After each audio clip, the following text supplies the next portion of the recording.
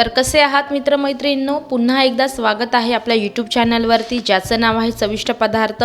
मी आहे सोनल आणि आज आपण एकदम वेगळ्या पद्धतीमध्ये एक रेसिपी बनवणार आहोत, हलवा फ्राय। तोही वेगळ्या पद्धतीमध्ये, खायला एकदम छान लागतो। पण त्यासाठी तुम्हाला पटकन माझ्या चॅनलला सबस्क्राइब आणि बेल आयकॉन बटन क्लिक करायचं। हलवा फ्राय बनवण्यासाठी इथे मी काही साहित्य घेतले आहेत। 2-4 कोकम मी भिजत ठेवलेत, 10 ते 12 लसणाच्या पाकळ्या, मिरची, भाजून घेतलेले ओलं खोबरं, अद्रक, कोथिंबीर। हलवामध्ये मी मीठ आणि हळद लावून ठेवला आहे। बारीक रवा घेतला आहे, तांदळाचं पीठ आणि काही मसाले आहेत। तिखट मसाला, गरम मसाला, धने पावडर, काश्मीरी लाल मिरची आणि हळद। मसाल्यांचे प्रमाण आवडीप्रमाणे कमी जास्त करू शकता। एका मिक्सरच्या भांड्यामध्ये मी खोबरं, त्यानंतर कोथिंबीर, कोकम, अद्रक, मिरची आणि लसूण या सर्वांची पेस्ट तयार करून घेणार आहे। पेस्ट आपली तयार झाली आहे। आता या मच्छीला ही पेस्ट लावायची आहे आणि त्याचसोबत मी मसाले देखील घेत आहे। सर्व मसाले मी यामध्ये एकत्र करून हे सर्व एकजीव करून घेते। चवीनुसार थोडंसं मीठ।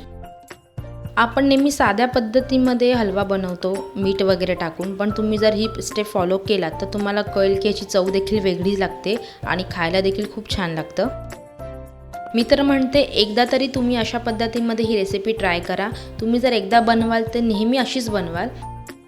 मसाला चांगला चोळून घ्यायचा आहे किंवा लावून घ्यायचा आहे आणि त्यानंतर 10 ते 15 मिनिटं आपल्याला हे असंच ठेवून द्यायचं आहे। इथे मी रवा आणि तांदळाचं पीठ घेतलं होतं, त्यामध्ये मी थोडंसं मीठ घेणार आहे।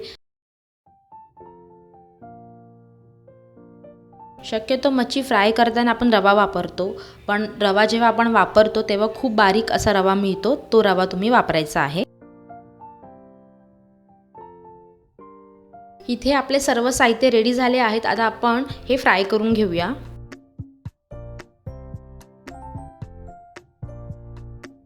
फ्राय करण्यासाठी मी एका तव्यामध्ये तेल घेतलं आहे आणि आपण ही सगळी मच्छी एक एक करून यामध्ये सोडूया। तुम्हाला माझी रेसिपी किंवा माझी ही पद्धत आवडली तर मला नक्की कमेंटमध्ये कळवा।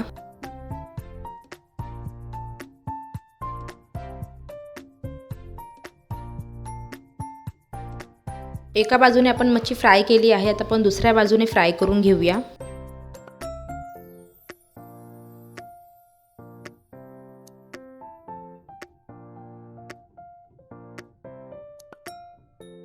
दोन्ही बाजूने आपली मच्छी फ्राय झाली आहे। तुम्ही इथे बघू शकतात की मच्छी किती चांगल्या प्रकारे फ्राय झाली आहे आणि खायला एकदम कुरकुरीत, चटपटीत आणि तिखट अशी ही मच्छी लागते। तर तुम्हाला माझी रेसिपी कशी वाटली मला नक्की कळवा। आपण पुन्हा भेटूया एका नव्या रेसिपीसह। तोपर्यंत पाहत रहा चविष्ट पदार्थ।